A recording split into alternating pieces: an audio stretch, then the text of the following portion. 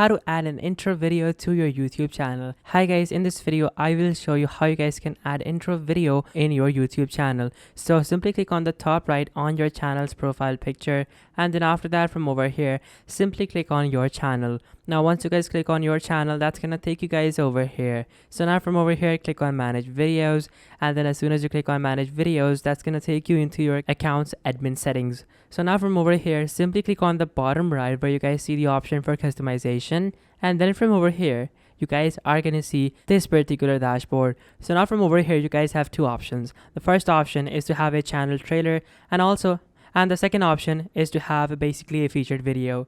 So simply click on add on your channel trailer, and then after that you guys can choose to add any video that you want as the intro video for your YouTube channel. So I'm gonna add this video, and now from over here if I were to click on publish, well then now my intro video is going to be published. So now if I were to come onto my channel's dashboard, and if I were to come over here on its URL, now I will be able to see this particular video which I just added as my intro video on my YouTube channel. This was the video guys. Thank you so much. Take care. Till next time. Goodbye.